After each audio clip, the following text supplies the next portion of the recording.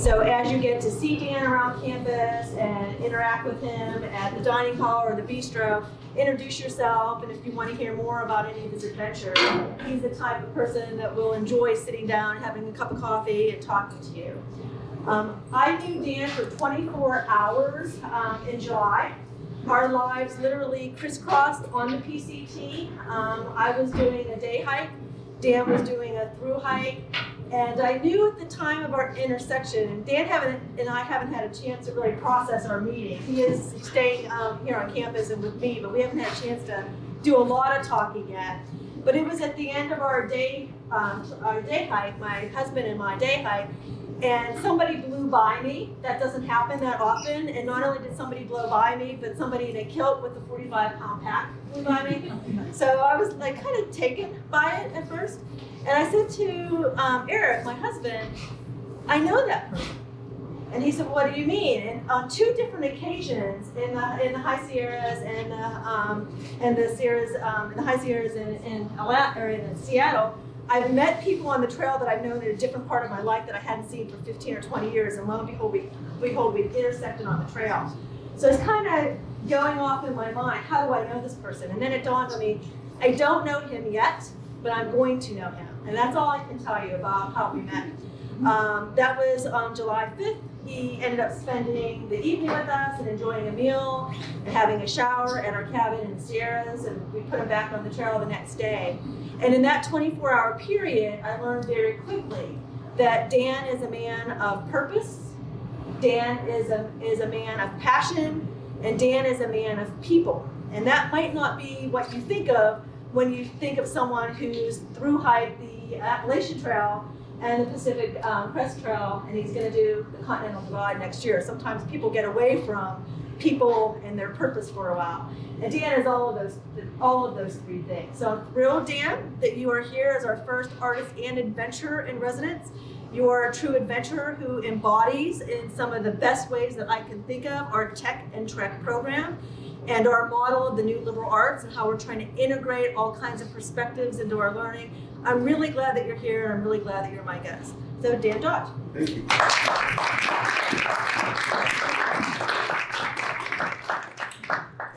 After that introduction, I'm really worried you're going to be let down. That was a lot bigger than I expected.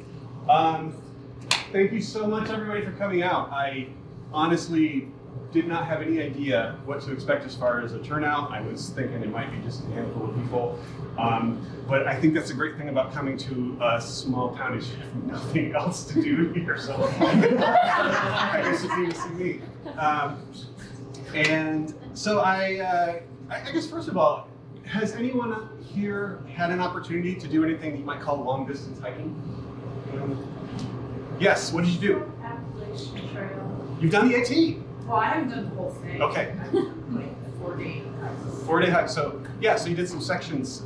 That's awesome. So do you want to do the talk for me? I was hoping. So I'm going to talk about that some, and I'm not going to, hopefully not bore you with a bunch of dry data. Talk a little bit about the basics of planning, the kind of fundamentals of that. But more, I want to give you a sense of the experience, what it's like to do a long distance hike, and I'm going to try to do that through some stories and some photos, and yeah, and then hopefully we can kind of keep this interactive and you know, entertaining and not bore you too much. I wore this is the outfit I wore on the Pacific Crest Trail that I just finished. So I thought I'd kind of get in the spirit of things by wearing my hiking outfit. So when Lori and her husband met me, I looked like this, only several orders of magnitude dirtier and smellier than I am now. So for some reason, they still allowed me into their car and their home, but which I appreciate so much, and it ended up being a bunch of great things.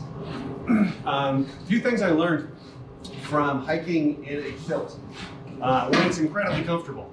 I got so used to hiking in a kilt. This was actually brand new. I got it. This was the starting color. You can see that. And this is I bought this in March of this year. And so this is what 2,600 and some odd miles of weather and trail does to a perfectly nice kilt. But it may be a kilt guy. I really don't want to go back to pants now. There was one point where several days on the trail, there was like a week or so on the trail, and I got to a town and I had to do laundry, and I had a pair of shorts with me to wear while I was doing laundry. And I tried to wrap them around me. I was like, I've forgotten how pants work. So some of the things I learned about wearing a kilt when you hike is that, weirdly, people think you're kind of a badass for some reason. I have no idea why they think that, but they do. Also, complete strangers feel totally comfortable asking you if you're wearing underwear. In no other circumstance, I think, would people do that, but something about showing up in a kilt, they're like, I'm going to ask this person about that. I feel like that's a good idea.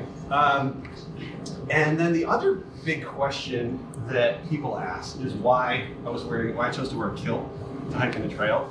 I mean, that was a very simple answer because it looked really comfortable, but I thought the question seemed kind of silly, actually, in context.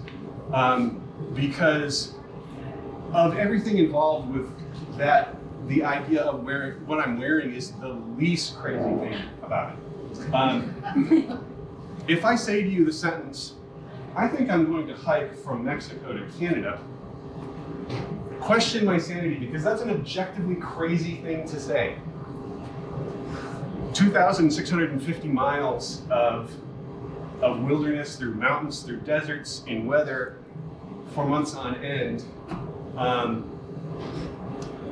is not something most people want to put them through. So you guys are closer to the Appalachian Trail here. Has anybody other than this person in the back there, has anybody gotten any experience on the IT? Seen it, done it? Had a few other people? Okay. How about the Pacific Crest Trail? Has anybody had a little taste of that? I know you have, Lori, and you've had. Did you do a little bit of hiking there? Or? Just like a Day hike? Okay. What part? right at the Oregon-California border. Okay. Yeah, that's an interesting spot when you're through hiking because nothing changes in the scenery when you cross that border from California into Oregon, but every hiker just cannot wait to get out of California because you've been 1,700 miles of trail in the same state, and this is going to be the first milestone you've had in a while. So, like, I think for a day hiker, this is another thing, but through hikers are like, got to get out of California. So it's like this weird psychological thing that happens with that. But so I'm gonna show you a little bit of both of those trails, some of my experiences there. But going back to what I was just saying about, it seems like a crazy thing. So why does somebody do this? Why does somebody decide to spend 4 or 5 or 6 months in a big long hike like this? It's a lot of work. I'm not going to sugarcoat that. It's often very painful, very uncomfortable. Why does somebody decide to do that? Anybody have a guess? Why somebody do that? Things you see, people you meet. You see people you meet? Okay. Things you see and people you meet. That's certainly part of it. Solitude. Solitude. That is, for a lot of people, yeah, they really like the solitude. And some people actually plan their hike around that. We'll go into it in a little bit, but when I did the Appalachian Trail, I did it southbound, which is the opposite direction most people do it. And it's a much more solitary experience. And there are hikers who will intentionally do that just because going northbound on one of these trails, you're around a lot more people and they just really want the solitude. So that's part of it. The fact is, most hikers don't know why they're doing it. They maybe have some vague idea. You maybe thought, well, I'm going to get something out of this. But you hear all kinds of answers like, well, I don't know, I just got done with school and I didn't really want to get a job yet, so I guess which is why I do this sort of thing. But not really any clear specific idea of what they're after here. And that's totally fine. One of the reasons why I wanted to talk about these are the kind of adventures that I do, as well as some others. But one of the main things I would like everybody here to think about regardless of whether you ever intend to do a through hike, is what is my adventure of choice and why am I not doing it more? Because sometimes we get scared of things that are different or change or whatever. But the one thing that I can say consistently has been my experience from all the different types of things I've done and from my friends who do their own kinds of adventures is that when you are willing to live life adventurously, to view it as one big adventure that's made up of a bunch of little adventures instead of I just got to get through this next thing, that's when amazing things happen. That's when some of the greatest moments of your life happen, is when you put yourself out there and you take on these adventures, the challenges that come with them. And maybe that's not hiking, maybe it is, maybe it's something different. But that's kind of what I would like you to think about is what kinds of things would make your life a more adventurous experience. Because the benefits you get from it are really huge, and hopefully we can pick up some of those as we talk here. Dan, you should project a little bit. Those of us in the back, there's a lot of okay. noise. Thank you very much. I didn't factor that noise back in. So let's talk about some of the experiences that I had. Let's go into this a little bit. Before I do that, actually, there's one other thing I wanted to mention really quick. In planning a hike like this, there is a number of different big factors that you look at. So if we look at big categories of planning, there's the logistics of it, as far as your schedule of when you're going to go, what direction you're going to go. There's part of that logistics is transportation to and from these trails. So you have that sort of thing. You have, in some places, legal requirements you need to find out about, permits, things like that. Gear is a big one. Food is a big one. And as I go through some stories, I'll share with you a little bit of some of those elements. But I don't want to just give you a list because you would forget it and it would be boring. But I think maybe in the context you'll start to get an idea of what some of those things look like. Now, what I'd like to do instead to provide people with some, like better data on that, if they're interested. If anyone is interested in knowing some more about the planning part of it, as far as the nuts and bolts, I put together a list of thru-hiker resources that I can send to people. And so it's got official information from the governing sources that cover these things. Some really great forums that have a lot of good information on things like gear and food and that sort of thing. Some good guides for the trails. Information on trail angels. Anybody heard that term before? Trail angel? Nobody searched one? You're in a room with one. A trail angel is, that's a term we use for anyone who helps us out along the way, just out of the kindness of their heart. There are a lot of people who do that. It's one of the amazing parts of an experience like that. There are some people who do it habitually, and they make a kind of a regular hobby of helping hikers. So they actually will have like web pages and Facebook pages and stuff that you can find to get help. So this has information on that. A few other specific resources. So what I'm going to do after down here, I'm going to put this little list thing back by those photo albums. If anybody would like that, just write your name and email address in here. I will send out a copy of this that has the links to all those sites. And that would be a much better way for you to get that info. And part of the reason why is because when you actually start planning specifics of something like this, you go through weeks or months of research and research and research. There's 60 to 80 different pieces of gear you'll have in the pack. And you'll agonize over a lot of those. And you'll have this idea of your plan, and you'll plan and plan and plan, and then you get on the trail and you scrap most of it. That's just the way. I think probably 80% of hikers I've talked to said they totally scrapped about 3/4 of their plan in the first week. And then you have to improvise from there. One of the great benefits of that experience, though, is you learn how good you are at improvising. Because you're out in the wilderness and you realize the plan you had is not working for you, and you figure out something different. It's a tremendous confidence boost in your ability to navigate challenges without all the resources you're used to having. So it's a cool a cool benefit of that. So anyway, I will have this back there. I will also include with that, I just thought as I can put it together, but I will, a list of the gear that I chose with the models and frames and all that. And so you can kind of reference that. But that doesn't mean that's the right gear choices for you. And that's important to note that part of the planning that you need to do is understanding what your particular needs are. And that comes into what kind of experience you want to have.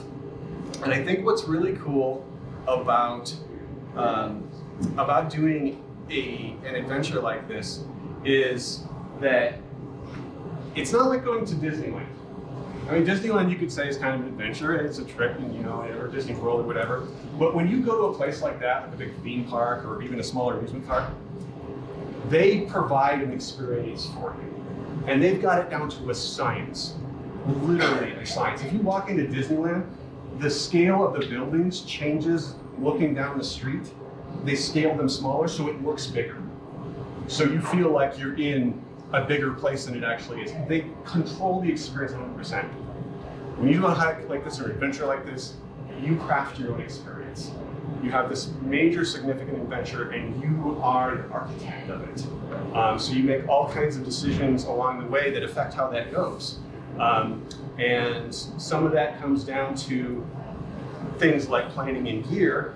Others comes down to your mindset and your attitude and how you face the challenges along the way. Again, to be clear, it is very challenging to do something like this. Most people who attempt a through hike don't actually complete it. So maybe part of that is some planning issues. I think a big part of it is mental. In fact, I would say the hugest part of the challenge is mental. And I think most anybody who's done something like this will tell you that mentally is the toughest part of the challenge. So you want to start with the mindset of what kind of experience do I want to have? What do I want to get overall in kind of a big picture from this? And I think that applies to anything else you would do as well. That comes down to your education too. What is the experience I want to have here? And then you craft your decisions and you make your decisions around that instead of what is the next thing I got to do to get through this day? But what is the overall experience and impact that I want to have? I'll talk about some different ways that I try to keep myself in a good mental space. And I'll talk about times when I failed to do that for periods of time and kind of how I navigated that, how I bounced back.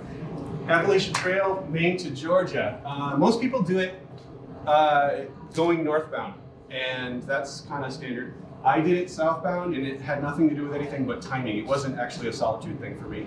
It was the timing of my schedule, because you shift the bracket of the time later to do later in the year to do southbound.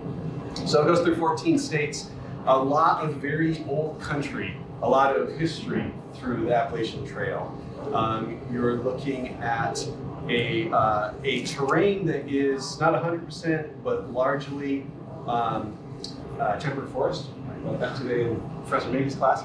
And elevations ranging from almost down to sea level to 6,600 and some odd feet range. It's the oldest 2,000 mile plus footpath in America, and I believe possibly in the world as far as one that was intended just as a footpath. Conceived by a man named Benton McKay, and a man named Avery kind of made it happen. That going on about 80 years ago, or a little more than that. So this is where I started, was the Mount Katahdin in Maine.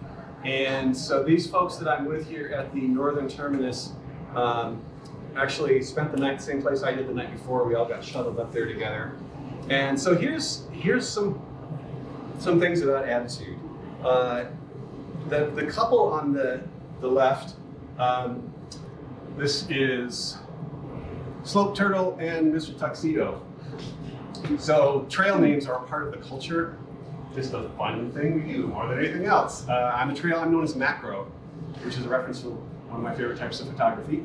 Anyway, Slope Turtle and Mr. Tuxedo from North Carolina. I started with them, really fun, friendly couple, and they had the attitude going into it that they were going to give it their best and just make it a fun experience. And they didn't put a lot of constraints on themselves. And I kept meeting them and kind of leapfrogging with them as the trail went on, and I think they largely got that. They kept, every time I would run into them, it was a great, joyous thing, and we would catch up on stories and that sort of thing. Some of their mindsets maybe not the best. This gentleman here, the only thing I know about him is his name is Justin. He rode up there with us, and on the shuttle ride up, he was talking about how much he loves to just push himself physically and not think about the consequences. And those were pretty much his exact words. He's like, I just like to go for it, and I don't care if I get hurt. I do that in everything. If I'm going to go snowboarding, I don't think about whether or not I'm going to get hurt. This was his first and last day on the trail. He broke his leg up on Mount Katahdin. And I'm guessing that was an avoidable accident. There are people who do these kind of hikes and really enjoy the physical challenge of pushing themselves as hard as they can, and I'm not going to say there's anything wrong with that. But I don't think you want to end it the first day. So maybe there is a reasonable balance between challenging yourself physically and breaking your leg on a mountain. So this seems like a broad aim somewhere in the middle. That's all I can tell you about that. So yeah, that's your attitude can kind of affect the outcome. So this is Mount Katahdin. The next day's deer just lined up for me. She was real nice about that. This is to get to where we started with it. You have to hike 5-point-something miles to get to the top of Mount Katahdin to start. That's and what you do if you start at the northern terminus. So I'm going to give you that perspective on all this, by the way, because that's the way I did it. So if you decide to do this, you go northbound. Just remember everything I said in reverse. Anyway, so you have to climb this mountain. It's just shy of a mile high and very steep and very rocky. And as a day one challenge, it was no joke. It definitely taxed me. We got to the top. I got there about the same time as Slope Turtle and Tuxedo, and we're like, so we're starting, right? So that sort of was a bit of a challenge, but that's this is what it looks like going up that mountain. Here, you can kind of see some hikers making their way up through the boulders there. It's very, very challenging climb, but it's a gorgeous, gorgeous place. The Appalachian Trail, one of the things that's peculiar about it compared to the Second Crest Trail is it is lined with shelters. When I say lined, roughly about every 8 miles along the Appalachian Trail there is a shelter. And most of them look something like this. And you can see there, Froggy is modeling the shelter for us. I brought Froggy along. Froggy has been with me through both the Appalachian Trail and the Pacific Crest Trail. And people say, why do you call it Froggy? Anybody see that? So this is Froggy. Do we have a backpack that they really love? I get weirdly excited. Well, now it's got a name, so now like if it wears out, I can't throw it out now. It's Froggy. Froggy's been with me for a lot of miles, and so these shelters are a feature of the trail, and they kind of become social hubs because they're a convenient place for people to camp. A lot of people will just roll out a bedroll or something in the shelter. They won't set up a tent. They're often near water sources and things like that, and also outhouses, which on the AT are called privies for whatever reason. They use that old school term. So it's kind of a regular thing, and it's part of what makes the Appalachian Trail a particularly social experience. And one of the cool things that most hikers experience, with the exception of those who really are aiming at solitude, is this wonderful community and culture of people who do these kinds of things. You have a lot of people who are not only adventurous, but they tend to be lovers of nature, and they tend to be very free-spirited, open-minded people who are going to be in a similar mindset as you, and you're having this adventure together, and you'll camp with them in places like this. You end up making fantastic friendships, and just enjoying that part of the whole experience of your fellow adventurers a lot. It ends up being, for most people, I think an important part of the experience that they didn't really realize how amazing it was going to be. And I know that's been my case. Like, I had no idea just how special the community and the cultural aspect of it. It's got its own culture, and some of it's kind of quirky, some of it's odd. But if you spend some time in it, you kind of understand why it's the way it is. Like, some of the oddities are hikers don't shake hands, we fist bump. And the reason why is our hands are generally disgustingly filthy. Because you go days, weeks, sometimes without a shower. It's really bad. So it's like a little quirky thing, hikers fist bump. And they get used to being very, very dirty because you don't really have an option. I know one of the things that from the first thru-hike I did, not the first hike I did, but the first thru-hike I did was the Appalachian Trail. At the end of it, I realized that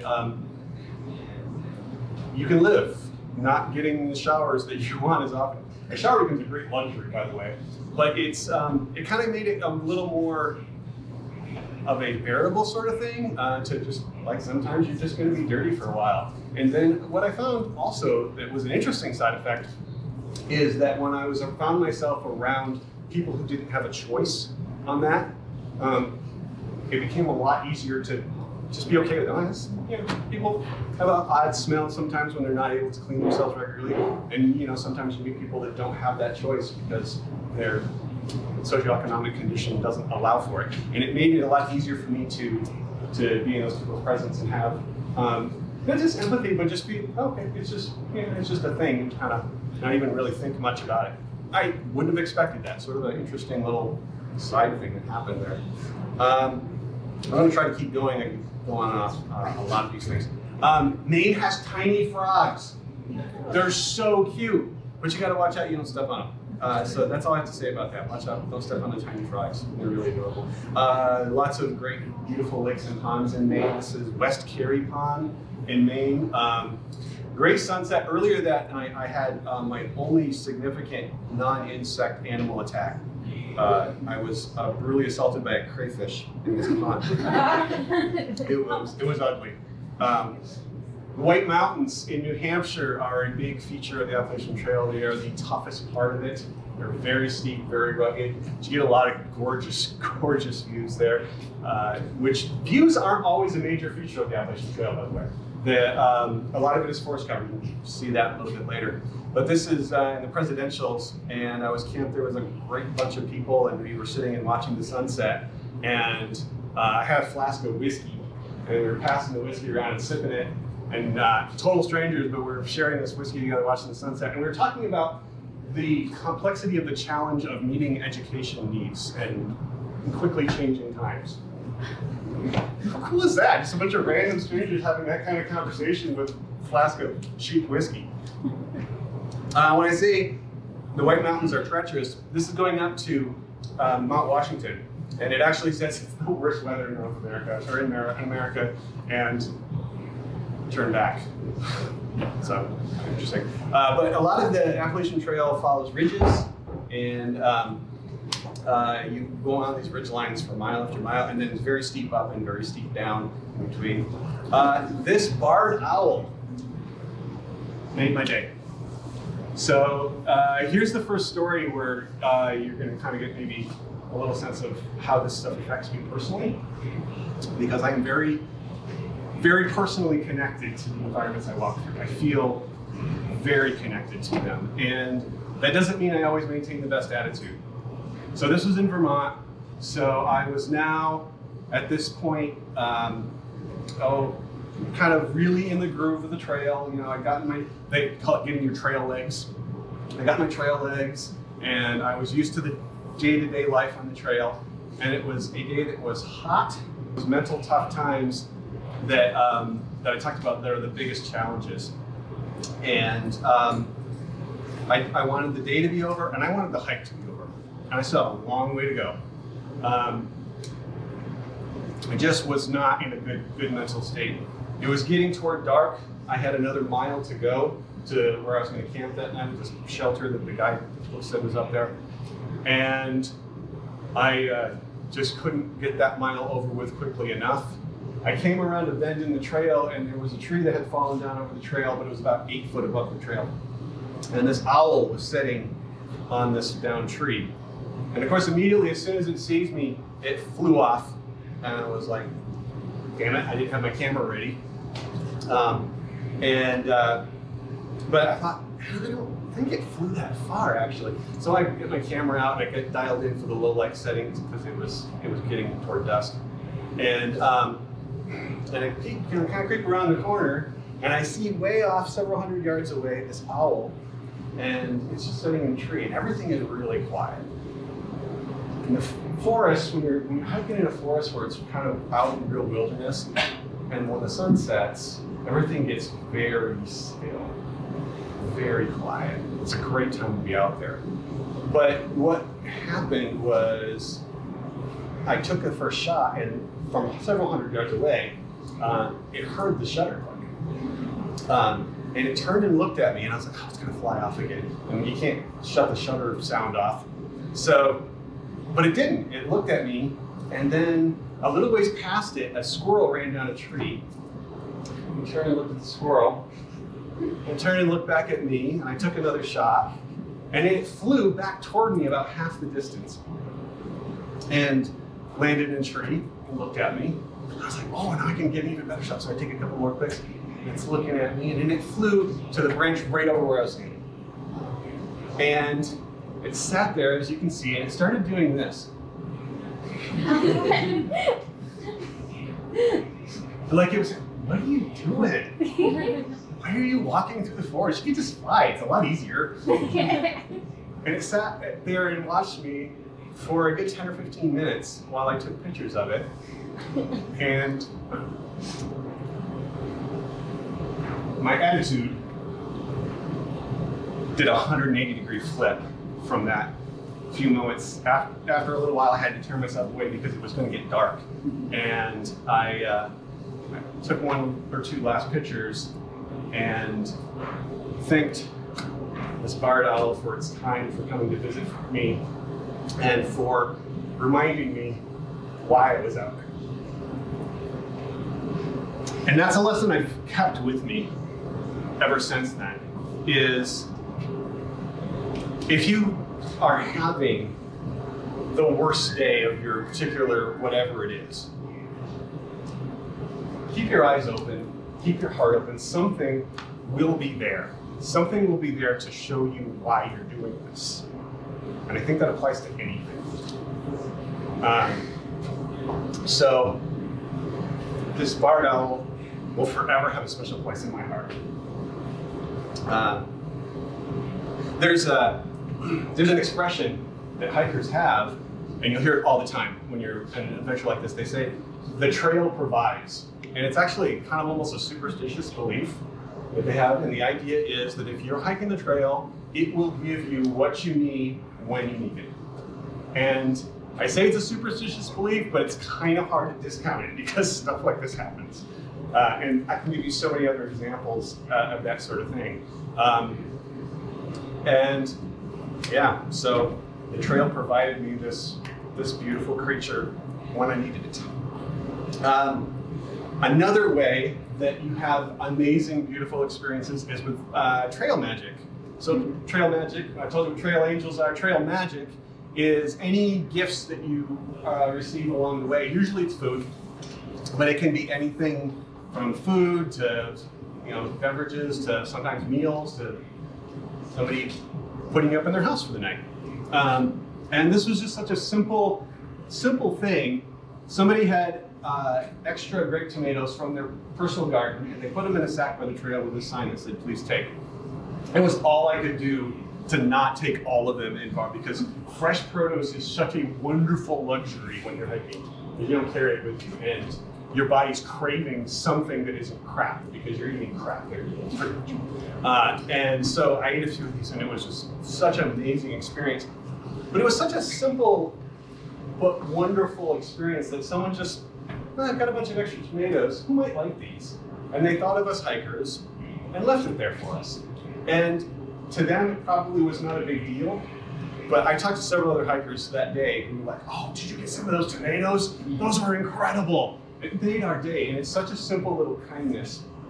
One of the biggest gifts I've gotten from these experiences is the gift of being able to appreciate the smallest kindnesses.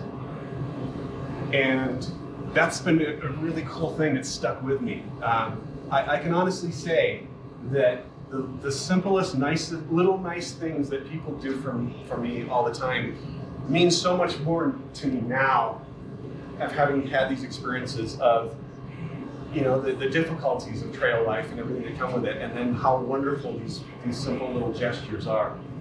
It does make a huge impact. The AT is not easy. Those white marks there, that's called the white blaze. That is the official mark of the Appalachian Trail. And you'll see those on trees and rocks and stuff. And some of this looks like this. It is not a particularly smooth and easy trail in a lot of stretches. It's a tough one. It's 500 miles shorter than the Pacific Crest Trail, but it takes about the same amount of time. And most anybody who's done both will tell you the AT is the tougher trail.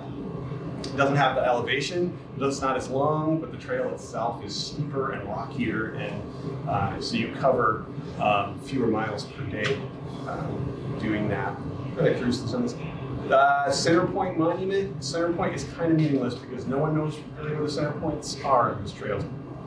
Autumn on the Appalachian Trail is often stunningly beautiful, so that's one of the highlight features you get if you're hiking in that time of year. This is my camping setup. I don't use a tent most of the time. I sleep in a hammock, and so this is my hammock, and it's got an under quilt. That's what that's called. You can see it looks like a sleeping bag hanging underneath it. You notice my shoes hanging up there? Anybody have any guess why my shoes are hanging up there? Snakes. No, there's not. That particular area has there's a few snakes, but almost none. I mean, camping, my shoes always get full of slugs and be about 7 times. That does happen. That's not what is going on here, though. In New England and the Mid-Atlantic states, they have quite a good population of porcupines. And porcupines will straight up steal your shoes. And so people have left their shoes outside their tents or whatever and have them stolen by porcupines in the middle of the night. If I saw a porcupine running off with my shoes, I'd be torn between that's the most adorable thing I have ever seen and oh shit, I own these shoes now. So you get a lot of salt built up in your shoes from your sweat, and porcupines love salt. So if you're camping in those areas, hang up your shoes. The lesson here, though, the bigger lesson is when you do any kind of adventure like this, an outdoor adventure or whatever it is, take a little bit of time to get the information on what you need to concern yourself with in that area. I didn't know until I got there that porcupines will steal your shoes, but fortunately someone told me that, yeah, hang up your shoes, and then I heard all kinds of stories about people who've had their shoes stolen by porcupines. So it's part of the planning you need to do is to get some awareness about the kinds of things. This isn't that big of a deal. Some other things may be a bigger deal. You know, people are concerned about a variety of different dangers when it comes to these sorts of hikes and that sort of thing. Anybody have any idea what the biggest dangers are? Biggest dangers on a hike? What do you think would be?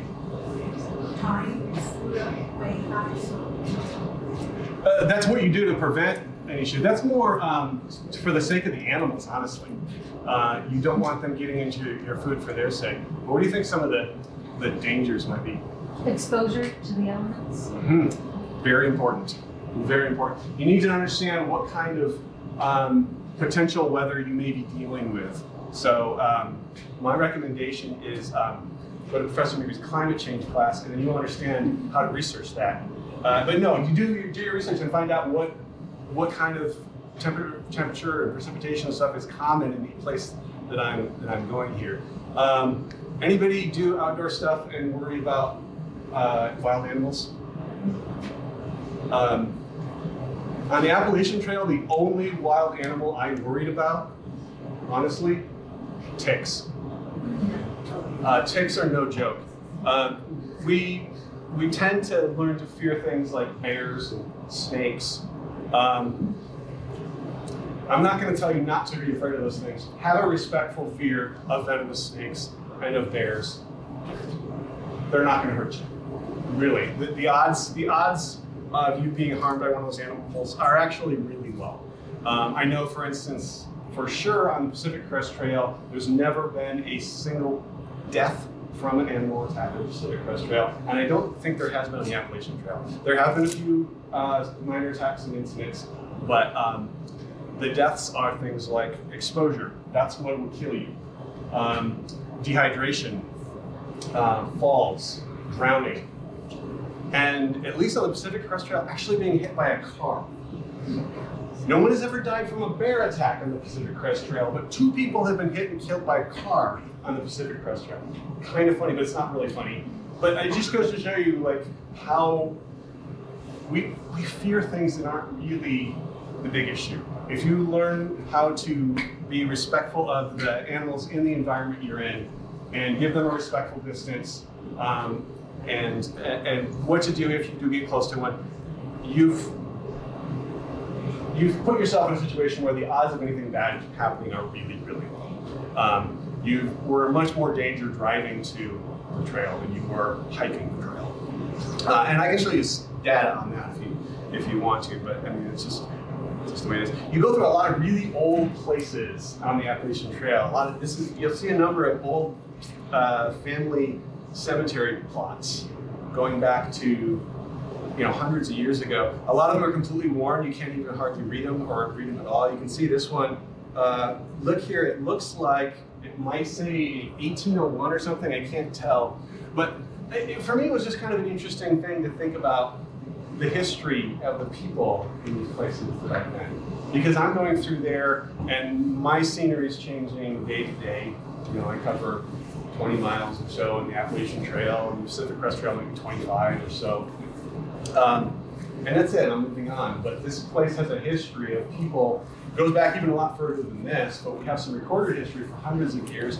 And then you can think about the natives that have been there for thousands of years in these lands and how they've survived there.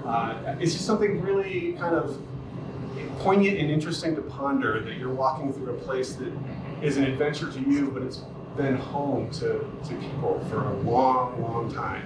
And I don't know. I think that's worth respecting. I mean, somebody took a chisel and a hammer, you can see, and tried to memorialize somebody they loved hundreds of years ago. And I think that's something that should be respected. Shenandoah National Park, gorgeous, gorgeous scenery there.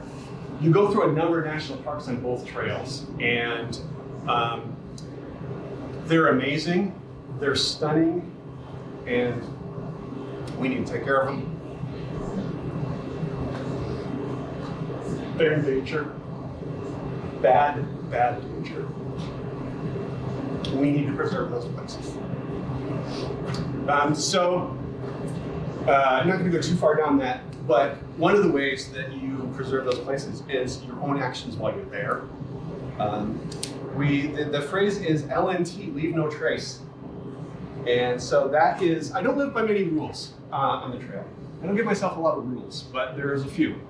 Leave no trace is a rule. It's a set of principles, but living by that set of principles is a rule. Because I'm not the only one out there, and every little bit of impact adds up.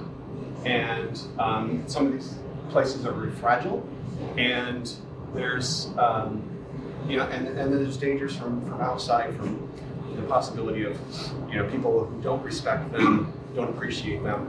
Oh, so I ran into this baby bear cub. You know what's scarier than running into a bear? Running into a baby bear.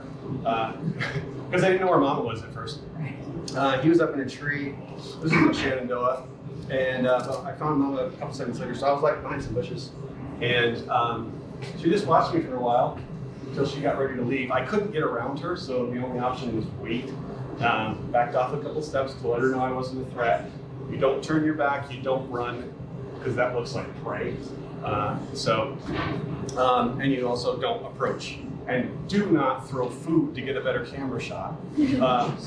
That applies to any animal out there, not even like chipmunks and squirrels. There are some creatures that will absolutely pour on the adorable to get you to give them snacks. You'll be sitting there and this chipmunk will come up and look at you like, oh, you got some granola there. But don't give in to the cute. None of those creatures do well in human food. We do not want them getting the idea that humans mean food, so they can be trained. That's how they understand the world, is where their food sources are and what it smells like and that. So just don't feed them, and be careful with your food. Hang it up. Do what you need to do. It varies from place to place. Be aware of what you need to do in those places that you're going. Harrisburg, Virginia, another cool experience I had. This was Thanksgiving Day that I got there, and so this is looking down from a place called Angel's Rest. And in the small town of Harrisburg, there is a hostel called the Angel's Rest Hostel. And I got there 2 o'clock in the afternoon on Thanksgiving Day. Walked into town, and I was assuming that the best hopes I would have for any kind of Thanksgiving would be like a 3-day-old turkey sandwich from a gas station, if I was lucky. I walk up to the hostel, and it was owned by a woman who goes by the name Doc Papa. That's her trail name. And hostel owners often get trail names. Doc Papa is sitting on the front porch, and she goes, "Hey, hiker, are you hungry?" And I say, "I'm a hiker, I'm always hungry." And she goes, "Drop your pack, we're kidnapping you and taking you to dinner." There were 4 of us hikers staying there that night, and her and her wife picked us all up in a van and took us to the wife's family Thanksgiving dinner, and this group of strangers stuffed us till we could hardly move, sent us back to the hostel with a whole bunch of leftovers, just because they're kind, wonderful people. I don't have any other explanation for why they did that for us, but it was a fantastic experience. Autumn on the Appalachian Trail. Yes, I am standing on the trail, and no, I'm not kneeling. It literally was that deep of leaves, which presents a bit of a challenge because you can't see where you're stepping and there's rocks and stuff, but I thought that was kind of surprising. Grayson Highlands Park, State Park in Virginia. Mount Rogers is the mountain there. This is a wild pony. There's a whole bunch of wild ponies up there, and they are wild. They're wild animals, but they are incredibly friendly. You're not supposed to approach them. I didn't, but I lined up because I got to get a selfie with the ponies, right? And so I lined up for the selfie, and this pony just came up and started nuzzling my ear. So it was such a magical experience. Things like that happen when you're out there doing that. So that's worth doing, even if you don't do the whole trail. Just go hike up Mount Rogers in Virginia, and you can meet the ponies. And don't feed them. People do. Don't feed them. They need to live on the natural stuff they have there. They do quite well. You can see they are not skinny. Other dangers they don't tell you about in the guidebooks. Beware.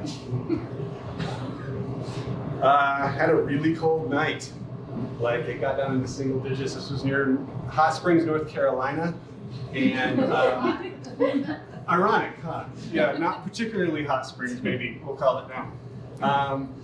Yeah, so anybody ever heard of Hoarfrost? So that day had been cool and rainy. When I say cool, it was just above freezing. As evening came in, thick fog rolled in, and the temperature plummeted down into the single digits and formed hoarfrost, which is these crystals growing off the tree from the fog freezing onto it as it was drifting through. This is not a black and white photograph. This is full color. There just was no color to be seen.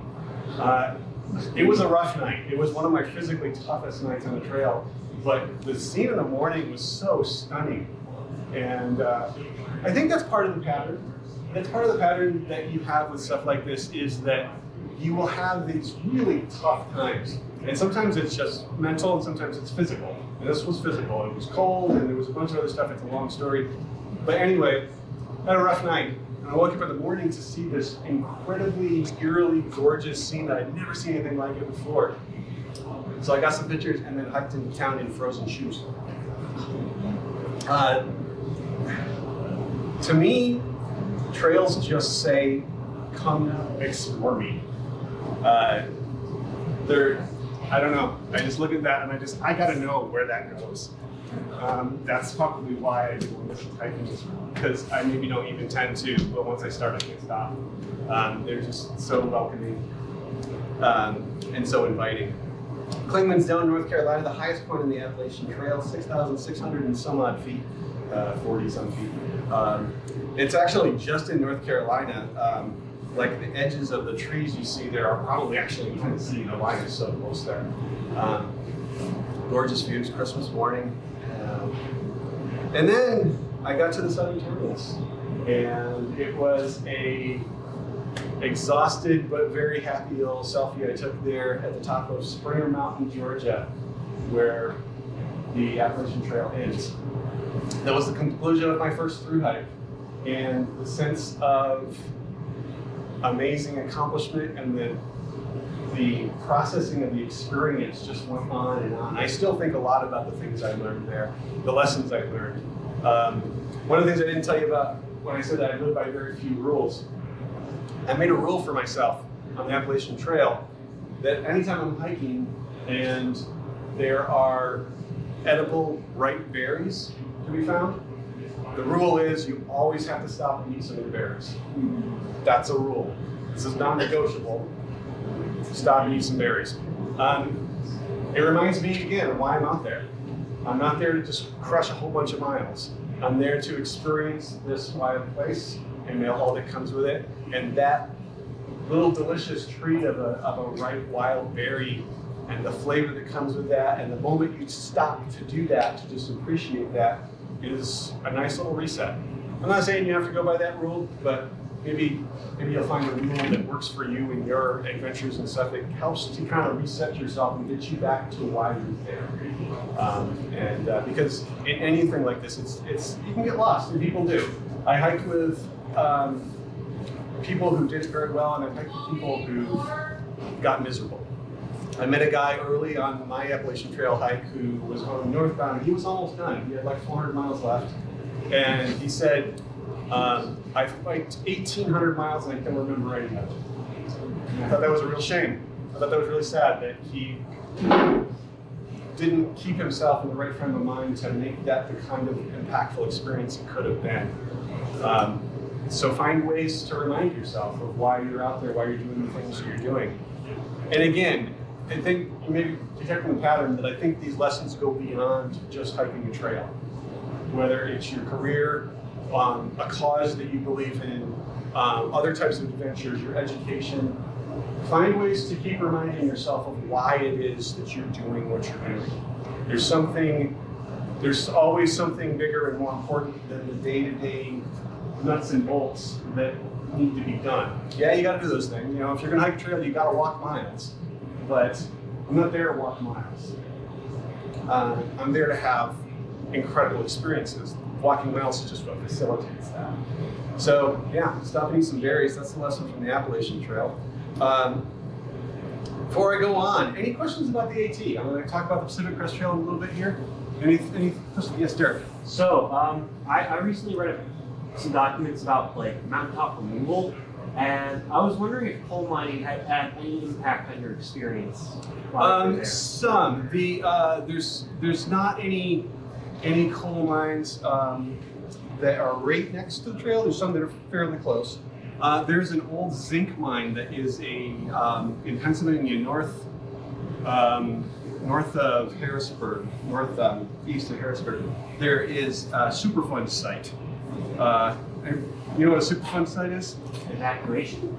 A Superfund site is a place that is so incredibly toxically dirty that they had a special fund set up back in the 70s. Yeah, to clean those places up. It was the remains of an old mine, and it's the worst spot on the Appalachian Trail. It was the only place that broke the barrier because it was a zinc mine that they just destroyed the environment around there, and it's still full of all kinds of toxic chemicals. So I didn't eat the berries that were growing there. That was the one time I said, nah, I think I'm gonna pass on the berries. I don't want to grow on Third Eye. So no coal mines, but zinc, I did see some damage from that. There's currently big concern about a pipeline that they're talking about cutting through the Appalachian Trail lands with. And if you follow any trail news, if you're into this one, you'll see that that's a big concern. There's a fight to stop that. Because we saw some of the kind of wilderness that it goes through and how incredibly beautiful it is.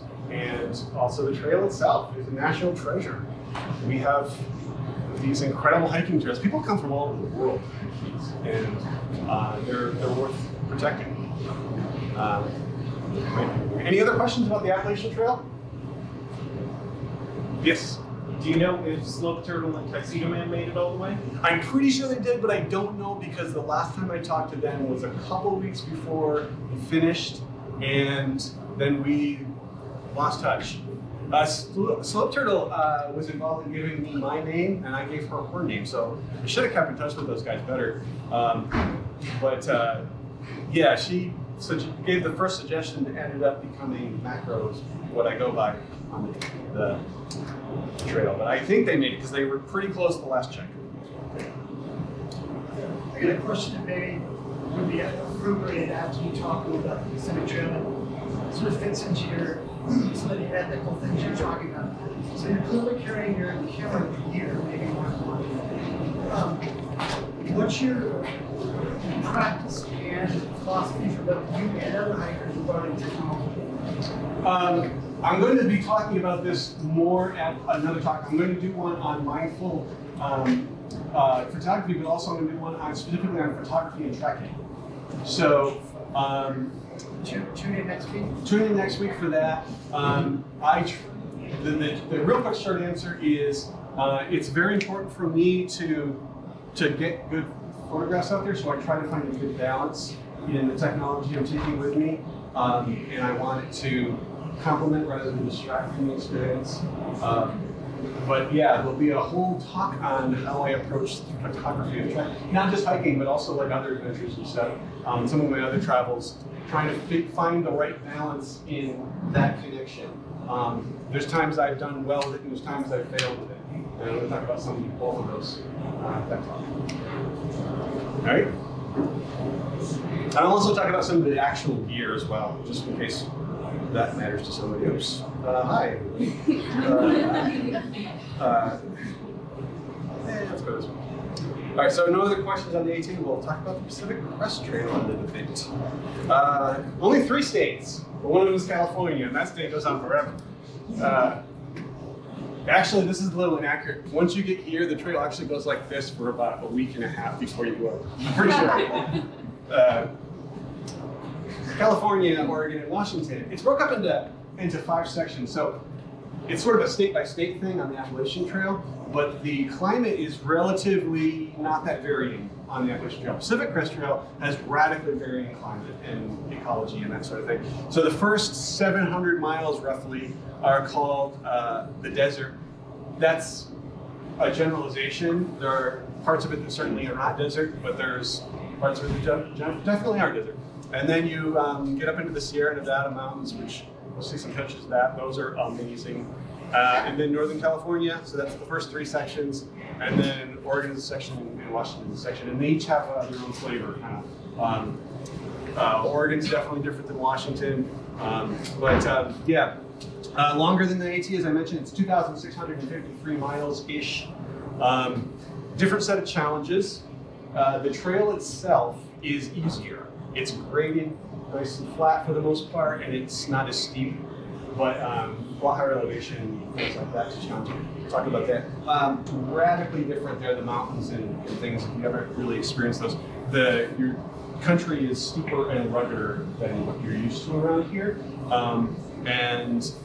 It creates really fascinating landscapes to hike through, really fascinating climate systems, and a totally different package of flora and fauna. So we'll see a little bit of that, but yeah, it ends up making that a little bit different of an experience. Let me tell you about these folks. This is Scout and Frodo, and they live in San Diego, California. Scout and Frodo.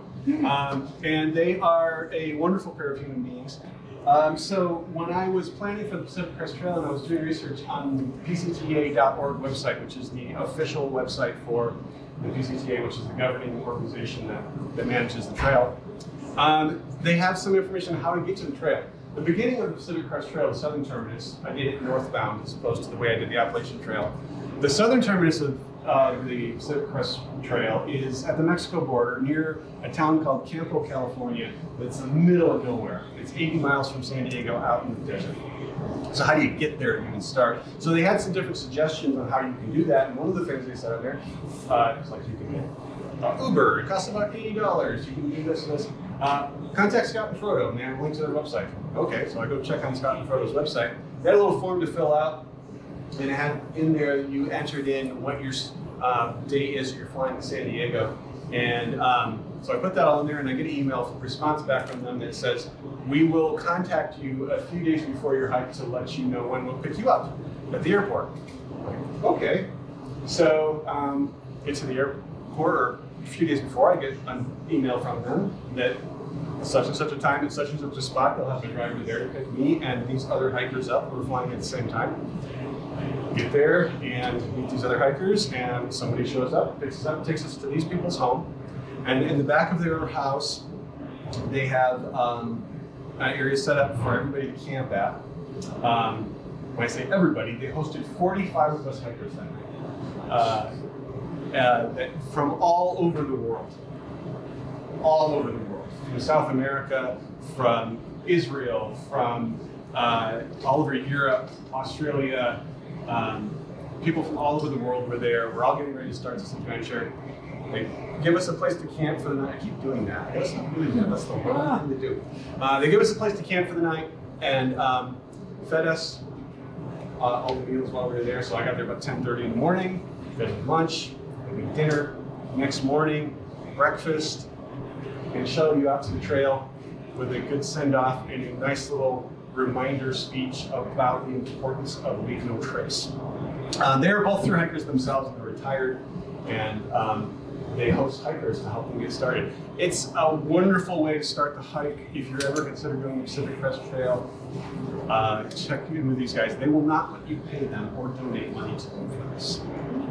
They ask you to donate to the Pacific Crest Trail Association if you feel like you need to contribute. You can volunteer to help with cooking. So this is me and a bunch of other hikers, and they provide little hats for you, which is great. So we're working on dinner together. The atmosphere was so great.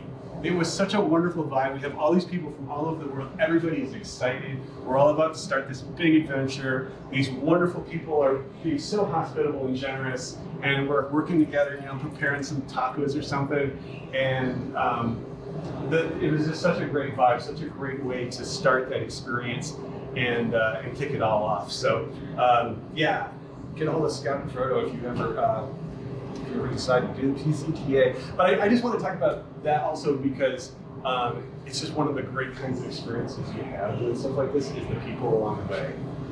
So many wonderful people will go out of their way to support you. And that is a huge lesson that I've learned from doing things like this. It's not just because you're on the trail, but it's because you've got a big mission and you have a distinct target on that mission and a plan for accomplishing it. If you do that in anything, if you identify a big mission for yourself and a plan to accomplishing that, I promise you people will line up to support you. It just happens. We love to support people who are into something big. It gives us a way to be involved, to vicariously be part of it. And so what your missions are in life, people will support you if you get a clear goal and you go for it and throw yourself into it 100%, I promise you, people will go out of their way in ways you would never expect to help you make that a reality. And this is just an example of how that shows up when you're talking about trail life and the people that, well, so many people just showed up out of the blue in random ways to help me out on these and help lots of other people out. And that's what you can expect. Here I am starting at the southern terminus. That's Captain Bennett there with me. And behind there you can see the Mexico border fence. So it's right there at the border. Actually, I went up and touched the fence. My fingers illegally crossed under it. So there you go. That's where you start. And they say the first part is desert. A lot of it is. You can also see, though, where the trail has been maintained there. This is all maintained by volunteers. Both the Appalachian Trail and the Pacific Crest Trail are maintained by volunteers. And so they have to do work like this, like build up this little kind of terrace wall to make the trail usable. And they do that sometimes in some hot, miserable weather, building these trails in dusty, dry desert environments and other conditions. Good trail karma says you always thank the trail workers when you do the trail. And volunteer yourself if you have the opportunity. It's a great way to extend that kind of experience. But the southern part of the trail looks quite a bit like this. I love it. This is Coconut and Roomba, and this is at a water cache. And so Roomba is reading something that's not, Coconut's signing this thing. So a lot of times trail angels will leave things out there like that for you. And what they would like you to do is just sign your name and where you're from, because they love seeing all the different places that people come from. And in the desert, there's a lot of long stretches where you're carrying water for a long, long ways. And so the people will do caches of water to help you out so you can carry your water as long, and just out of the kindness of their heart to do that sort of thing. This is a place called Scissors Crossing. It's about 70 miles into the trail. This is some cool fun. As you can see, some of the stuff I'm showing is just stuff I love along the way. Yucca plants. Have you seen a yucca before? Aren't they awesome? Guess how tall that thing is? Several times your height. I don't. Yeah, it's like 12 feet tall. And the top is covered with hundreds of blossoms. They're beautiful. There is no part of this that won't make you bleed, though. Everything is sharp and pointy, really sharp and pointy. Like, I'm not even talking a little bit. Like, you touch that thing and it will cut you open. But they're really cool. They're a beautiful feature of the desert down there that you can't see in many other places. That's one of the cool things I think about going to different places than where I've been before, having these kind of adventures, is getting to see the things that live there that are so different than what I'm used to. That's such an unusual type of plant. Later on, I think I'm not sure if I have a picture here of the Joshua trees on Maine, but Joshua trees look like something from an alien planet. It's just really cool to get that as part of the experience, like, wow, this is so different than what I'm used to in the place that I live and grow up. So enjoy those moments. Hey, look at this guy. I almost stepped on him. He got my attention. It was resting its head on the trail in the afternoon in the shade, and I was walking along and stepped here, and my left foot was like right over, and I heard a rattle right underneath my left foot.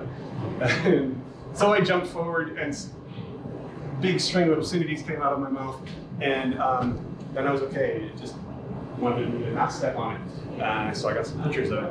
Rattlesnakes are common in California, all along the Pacific Crest Trail, specifically in California.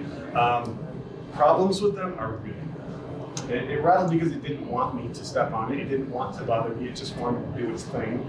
So once I was there, then there was no danger. So I was able to get a cool picture of this rattlesnake. I wasn't that close, by the way. That's with a 300mm lens, so I was about 8 feet away. So don't think I was like, hi there. That would be foolish, because they are wild animals and they will defend themselves. Yeah, it was not that crazy bad. Sequoias, awesome trees. One of the things I found interesting in the desert section of California that I've never seen before, and this is another thing that I think is interesting just to observe the difference in like climate and stuff. I spent a lot of time in the Pacific Northwest and Alaska, and there you have a tree line on the mountains, timber line. And as you go up to a certain point, then the trees stop because they can no longer grow past that elevation. It's flipped in the desert in Southern California. It's really interesting. It's all desert and scrub brush. You get up to a certain elevation, and that's when the trees start. On the top of these mountains, they have these ginormous trees that are hundreds of years old. And the reason why is because it's a very dry climate, but the clouds drift in at higher elevation, and on the tops of those mountains, the trees are able to catch enough moisture from those clouds drifting through that's where they can live. So it's just a really fascinating thing to see a complete flip of anything I've observed before. The other cool thing about this tree has been totally gutted by fire, completely hot on the inside. It's still alive. Thriving at the top is all lush and green. And so I stopped and took lunch with this tree because it kind of inspired me. This is a place called Kennedy Meadows. It's on both the trails. You have places where end up being like hubs where lots of hikers gather for various reasons. This is one of those places. It's this tiny little spot right before you go into the Sierra Nevada mountains. And one of the reasons it ends up being a hub for hikers is they're very friendly to hikers. They're very accommodating. There's a term, hiker friendly, which is a very abused term. We've got a whole other story. But the other reason is that because weather is such a big concern in going through the Sierra Nevada mountains, that a lot of times people have to wait here for the weather to clear.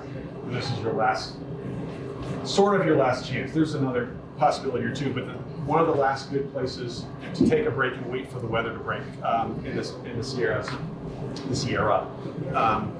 And so, but the part of the experience in the community, these sort of things, these places where hikers gather, ends up being just really fun environment. You're catching up with people you haven't seen for a while. You may have hiked with somebody at the beginning for a day or two, sort of hiked with them, had an hour of conversation, and then you run into them a month later, and it's like your childhood best friend just walked in. You're so excited. Yeah, what are you doing? You catch up on all your stories and all that. It's a great part of the whole experience, these kinds of places. And then you go off into the Sierra, a little bit before that. Some of the places are just so incredibly gorgeous. The wildflowers on the PCT just blew me away. The desert wildflowers. These are lupins mostly, and I'm not sure what these are. But I went to so many scenes like this, which is unbelievable. It was so stunning. Mount Whitney. Mount Whitney is not actually on the PCT. It's a side adventure that a lot of people do because it's very close to the PCT. Highest point in North America. It is significant work to get to the top of that mountain, but very worth it. The views are just unbelievable. Yeah, it's about 8 miles from the PCT to the top of it. So it's part of a lot of people's Pacific Crest Trail experience. And it speaks to what I was talking about earlier about how you craft your own experience with something like this. There's a lot of optional things that are along the way, and some of them you may decide to pursue, and some of them you may not. But at the end of it all, you've crafted your own unique adventure. That's yours, and no one else has had one quite exactly like it. And I think that's a really cool thing. That's such a, I think, kind of an empowering thing to. It wasn't just a big epic adventure, but I customized it to me and created this life-altering experience from it. And they are life-altering. Absolutely. Stuff like this is life-altering experience. Views up there are just amazing. It kind of speaks for itself. This is from the top of Whitney. And then you head up one of the big challenges you'll read about if you research the Pacific Crest Trail is a place called Forester Pass. So you start, it's right after Mount Whitney. You start heading up into Forester Pass. It's the highest point on the Pacific Crest Trail. It's no joke. It's a challenge. This is what it starts looking like when you get up there. It's like this very frozen alpine kind of place. Looks like nothing's living up there. And then you go around a bend and there's this guy. He's there. You will meet this marmot if you go hike that trail, I promise you. He's there. Him and about 4,000 of his family, all over those mountains. Remember I was talking about they will pour on the Adorable to get you snacks? These guys will do that, and they will sneak up. So like you'll set your pack down, and maybe you're like, you're back here like snapping pictures of these incredible views, they're sneaking up on your pack. And they will chew through it to get your snacks. Don't let them do that. As cute as they are, they don't need your Cliff Bars. By this point, you've probably given up on Cliff Bars anyway because you can't stand them anymore. Every hiker has things that they start out eating that at a certain point they're like, if I ever see another one of those, I will just throw up on sight. For me, the first thing was instant oatmeal packets. I could never, ever eat instant oatmeal again. But a lot of people, it's Cliff Bars because you eat this thing. So you start heading up the Forester Pass, you come around that after you get past the Marmot. It looks like this. It's this wall of rock. It's very intimidating to look at. It's a serious thing to approach, and you're not sure if you're gonna make it up. You can see the trail off to the side here. It's kind of zigzags up here, and makes its way, and then gets up into this cliff face, and it's just cut into the side of it. And where you're headed is this little gap. That's Forester Pass, and elevation 13,200 feet. But it looks like a little bit closer. And if you see this spot right there, that's a hiker. So that gives you a little perspective to what you're approaching. I'll zoom in on this guy. I see. Wow, that's this. And then from there, it zigzags up into there. The only reason I'm showing you this is because this is one of the most challenging spots on the PCT, and I just want to give you a sense of some of the things that you face, not because I want to scare you off, but because one, I want you to kind of be aware of the kind of experience it is, and also everybody gets through it. Like, I don't know, the only reason I've ever seen anybody quit before Forester is because they had some accident or they got sick or something, but like, everybody gets through it, and we're talking people who maybe are older or not in the greatest physical condition, so you can do it. And you do it, and you're like, oh my goodness, I just got through a 13,200 foot mountain pass. This is what that traverse looks like. That's called a traverse, by the way, where you go across a snow patch. Gear, again, gear note. One of the things you need for the PCT is crampons or micro spikes. You can see why here. You do not want to slide down that, because remember, it's this. So, yeah, you have the right gear with you. Make sure you have what you need. Don't take a risk on that. Falls are one of the big killers on the Pacific Trail. It's not like it's a lot of people die, but of the handful of people that have been killed hiking these kind of trails, falls are a big issue. They're one of the bigger ones. So have the right gear, and I learned a lesson from this. I did this hike. This is what it looks like the other side. I did this hike in the afternoon, that part. I got in the air in the afternoon, and that was a mistake on my part. I should have done a little bit of research. You do not want to get to the mountain passes in the Sierra in the afternoon, you want to get to them in the morning. And that's because this snow that you're walking on, so this is June, there's still plenty of snow, and the snow is deep. It doesn't look like it in this picture, but this snow could, in some spots, maybe as much as 5 feet deep around these rocks, and a lot of it is 3 to 4 feet deep. In the morning, it's nice and firm, but it softens up throughout the day, and by the afternoon, it's very soft. And so what happens is what they call post-holing. Post-holing is when you're walking on packed snow and suddenly one of your legs goes through and you're dropped down in the snow. Extra fun in a kilt, I want to tell you. That will wake you right up. But it's also potentially dangerous because where that tends to happen is around rocks, because they heat up from UV light that's getting through the snow and from the infrared from the whole cycle that's happening there, and they melt the snow around them more than the rest of the snow. And so your foot will go through it, and there's rocks down there. People have broken ankles and things like that. So yeah, that was a lesson that I learned. After that, I made sure and go through the rest of the mountain passes in the Sierra in the morning, and I planned my timing around that. So you learn things along the way. You can prepare quite a bit. I could have prepared better on that, absolutely.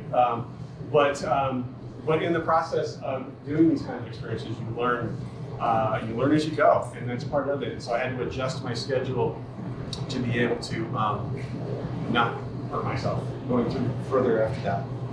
And then from then on, you're in the thick of the Sierra, and it's just stunning view after stunning view after stunning view. And bears, they happen there too. I always love seeing bears. I never get tired of it, actually. I can get tired of any animals. I'm kind of ridiculous about it. Like, I talk to all the squirrels and chipmunks and birds. And that's part of how I enjoy it. But this guy was across the canyon from me when I woke up in the morning getting ready to leave. So you have these kind of encounters from time to time. You can see bears and snakes and stuff, and like I mentioned before, you get more respectful distance. So that's kind of like what the Sierra part of it is like. And then we got toward the northern part of that, and then I met these people. Do you recognize anybody in that picture? So yeah, Lori told you that story.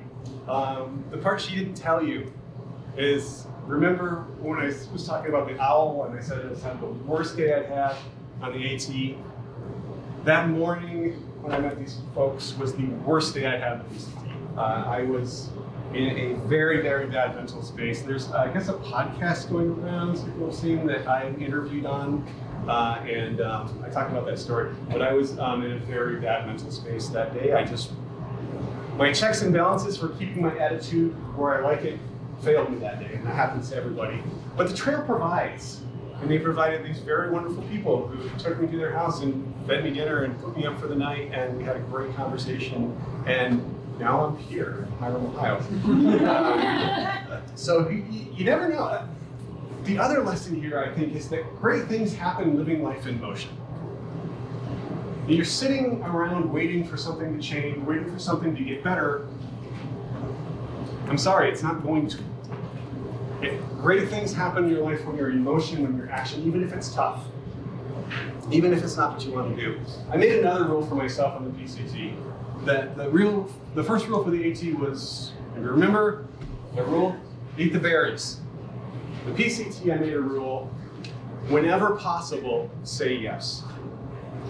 Whenever possible, say yes. And that was a big stretch for me because I'm very comfortable in the wilderness and in nature, but sometimes I'm not as comfortable around people. I love people, but I have a certain amount of shyness that I have to cope with, and that's been something I've been working on. And sometimes when I'm not doing great, when I'm not in a good mental space, I really don't want to be around people. And so when the invitation was extended to me to come enjoy a barbecue with them and some friends that evening, the last thing I wanted to do was be at a barbecue with a bunch of strangers. I was exhausted, I was upset, I was in a miserable mental state. I wanted to be by myself more than anything else. But the rule is, whenever possible, say yes. So I went, yes.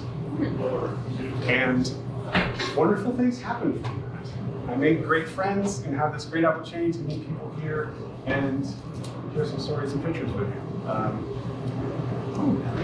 This is a millipede. Night hiking is a thing people do. I don't do it a lot, but I do it some. And I mostly don't do it a lot, mainly because I'm a photographer, and it makes it tough. But sometimes you see some cool things when you do things that you didn't really been used to. So 1 or 2 nights I actually did night hike, mostly because of heat, which is a thing that sometimes people will do. Saw these gigantic millipedes that were super cool. It's like 6 inches long. Also saw gigantic centipedes, which I did not pick up. But the millipedes are cool, and it kind of tickles me. You also see how nasty, filthy my hands are. That's disgusting. I don't want to go like that. Saw this guy night hiking too. He was just like, like that long hanging out trail, like, yeah, cool, scorpion. I saw a bobcat, but I couldn't get a picture of it because it that was cool. Another side adventure is Lassen Volcanic National Park in Northern California. You go through the park, but there's some side adventures you can do in there. And this is called Terminal Geyser. So it's a sulfur spring and a geyser that is about 1/3 of a mile off the trail. And so some people choose to go see that and some don't. I was glad I did. It was really cool to see this active geothermally active place. It's not something you get to see very often. Really hot. The spring coming out of there is not a hot spring you can soak in because it's way too hot. It's just about boiling. But it's a cool little stretch of park. It's not a big national park. It's only, on the trail, it's only about 19 miles to get through the whole park. So I'm not sure what the exact square mileage of the park is, but it's a smaller one, but it's got a lot of really cool things. It's one of the cool things about doing PCT is you get to see a lot of geological variety. In the mountains you see incredible strata displays, and then you have volcanic activity demonstrated in a lot of places and things like that. It's a pretty cool part of the experience. Bernie Falls, this is another little side adventure in Northern California. It's about a quarter-mile off trail, gorgeous, really interesting. About a 3/4 of a mile upstream from this falls, this stream is bone dry. No water about 3/4 of a mile. This is all coming out of the ground. If you look right over here, you can see it coming out of the ground. And it's just got to do with the geology of the area. Like the water table gets down to a certain point, hits this harder or more solid bedrock, and it comes out of the ground right there. It's almost like a gigantic spring. Really cool little side adventure. Black swifts nest behind the falls. You'll see them flying all around there. Anybody have any idea what you're seeing in this picture? That's the sun, isn't it? It is the sun. Want to know what filter I used? There's no filter on that. Wildfire smoke. That's exactly what the sun looked like the morning I crossed the California border and went to Oregon. So, some of the things you encounter are not always pleasant. And I hiked for a month in wildfire smoke. And this was kind of interesting to me because it was like, that's kind of horrible, at the same time weirdly beautiful. That I can look at our amazing star in that kind of light. But I got a lot of reminders from the smoke in the burned areas that I hiked through of how fragile these places are and how important it is for us to take care of them carefully. So yeah, that's the sun. This was a burned area I walked through that had burned a few years before. And so life has started to return. You will see that. It's always kind of encouraging. It takes a long time.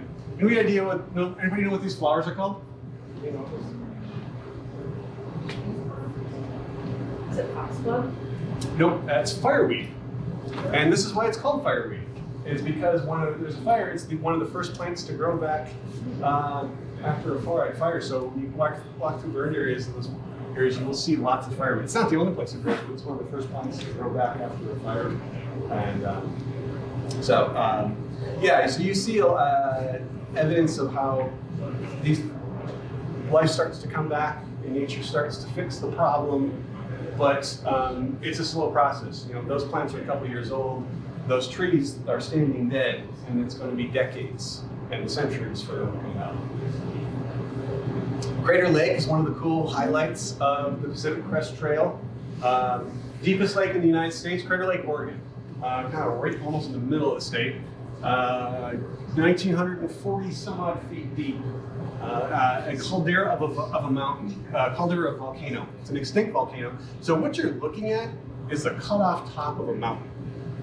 So it's kind of an interesting perspective you get of like what happens if you slice off the top of the mountain. You see that in a couple places on the trail. This is one of them, and then inside it there was a second eruption. You got Wizard Island, and it's got a cone inside of it. Like a cone inside of a cone. And I like to imagine that, like, when the snow's melting, there's, at least for a little while, a little lake in there too, but maybe a little island. It just keeps going. About 6 miles across, beautiful, beautiful spot. It was still somewhat smoky. You can see it's kind of hazy in the distance. It was a little bit better that day. It was starting to get a little bit better. There were still some smoky days. The Cascade Mountains, this is Mount Jefferson in Oregon. Cascade Mountains are so striking. The Sierra, it's like mountain after mountain, and they're beautiful. It's a different type of beauty in the Cascades because you have these giant mountains that stick up by themselves. So you'll have some groups of them and that sort of thing for sure. But then you have these huge peaks that are just like all by themselves, jutting up radically higher than the rest of the surrounding landscape, and they're so stunning and picturesque. So this is Mount Jefferson. That's one of you hike. This is nice. We're improving. The Appalachian Trail only told us to watch out for Bigfoot. Now we know how much danger it is. So, some progress. Anybody see Wild or read the book Wild?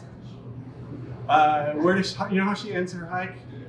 At the East Wind Drive-In in Cascade Locks, Oregon, eating an ice cream cone. This is the East Wind Drive-In in Cascade Locks, Oregon, and it's a thing now with hikers to go get ice cream there because of Cheryl Strayed's book. And I said, I ordered my ice cream, and she's like, what size you want? I'm like, the largest you have. And she's like, are you sure? And I'm like, I have no doubt in my mind that I want the largest ice cream you can sell me. Is there a legal limit? Whatever's the most ice cream I can get. And so I got the big ice cream cone. I ate it too. I'm not ashamed. Mountain goats, they're a cool feature of the Cascades. This is up in Washington, I think. This family, a herd of mountain goats up there. They're pretty cool. I just throw this, I love all the wildlife you see, so I'm throwing these pictures of this sort of thing. This is, we got into some more snow traverses in northern Washington like we'd had in the Sierra. This interesting thing about what you're seeing here, that mountain behind there, that is Mount St. Helens. And so this is an interesting thing to think about. You can see, if I zoom in there, the crater where it blew out. And also, just keeping in mind, it's fascinating to me to see like the Earth changing in a time frame I can comprehend. Because when I was a child, this mountain went to there. And then as a small child, one day, kaboom, and the top third of this mountain got launched 3 miles into the air. And it's just like, wow, and then you see the crater. It's really cool to kind of get a visual perspective of something that powerful. Yeah, you can by there. So, it's part of how I enjoy these experiences, is seeing those things and experiencing them. You might find similar in your own adventures. Back into some wildfires in Washington State. That is an active wildfire behind the hikers there. And where the fire is, that is where the Pacific Crest Trail goes. So they rerouted us. They created a detour. So right shortly after this is called the Knife Edge in Goat Rocks Wilderness. Goat Rocks Wilderness is one of the favorite spots along the trail for all hikers. It's incredibly gorgeous. Unfortunately, a lot of it burned up this year. Rerouted through to another trail and got back on a little further up. Interesting juxtaposition here. From this spot, I took this picture, and then I turned to my left and I took this picture.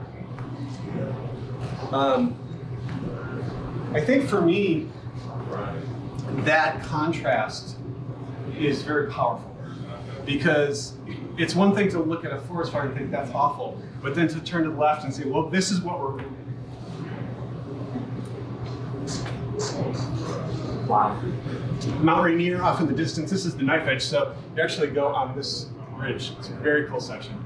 Mount Rainier off in the distance. Mount Rainier, Washington is a gorgeous, gorgeous area. Rainforest there, one of the few temperate rainforests that we have. And National Park there as well. Anybody know what those clouds are called on top of Mount Rainier? They have a particular name. There's any cloud buffs. Those are called lenticular clouds. And they form around situations like this. Mount Rainier creates its own weather patterns because it's such a big jut of rock up into the area around it. It's such an interruption of what's going on. You can see all the glaciers on Mount Rainier for probably at least another couple of weeks, and then they'll be gone.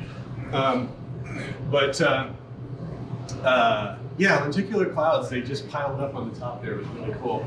And I found out from some of my adventures, I posted on Instagram a picture of some cool clouds, and somebody commented, there was some link or whatever. I found out there's a group called the Cloud Appreciation Society. I just think it's cool that there's a group called the Cloud Appreciation. I like that people made a club around it. We like clouds. Let's make a club. I think it's great. Washington started to get interesting in the fall for sure. Remember my berry rule, that also applied here. Those red bushes are all your huckleberries or blueberries. And that was incredible. We hiked through so much like yummy berry territory. There were days it was hard to even get away.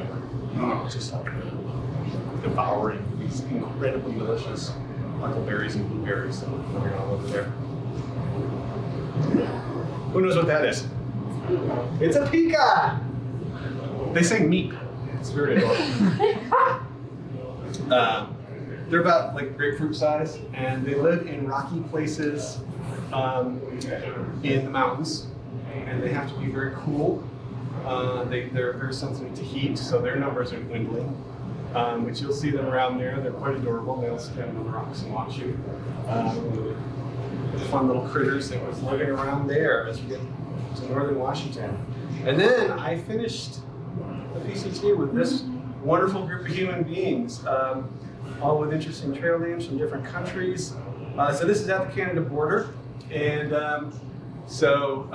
this is ended up kind of most of the last week with this particular group.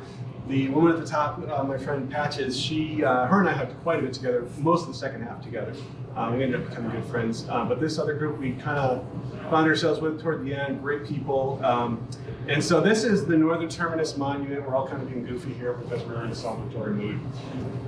I'll show you in a minute how far we took the celebration.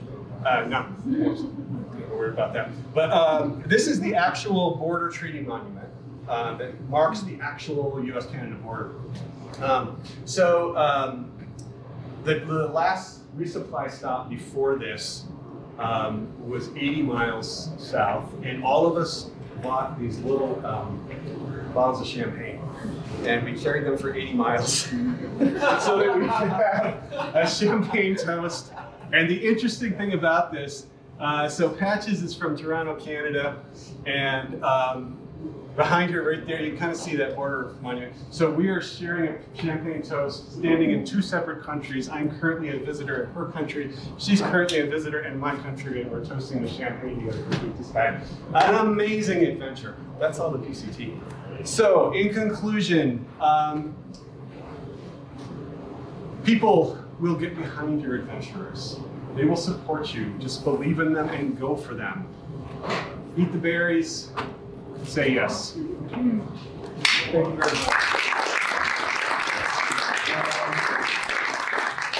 Any other questions on the PCT or hiking or any of this? There was a drought in the general area. There's droughts for sure. Yeah, I mean, this past year going through the West Coast states wasn't as bad as the previous year, by far. It definitely, but then it got worse after I finished. We had the Paradise Fire, which is horrifying. And yeah, so I'm going to put this back there. Like I said, anybody who would like to have me send that list of information on resources for through hiking, and also I'll send you my personal gear list, and I'll include my contact info. In all seriousness, if somebody's planning even just like a backpacking trip and you have some questions about gear or something, shoot me a message. I'll have my contact info in that, and I'm happy to answer questions as best I can. I won't tell you what to buy or exactly how to do something, but I can give you some perspective on what I did. Thank you again, everybody, for coming out tonight and for sticking with me through this. I hope I didn't ramble too much.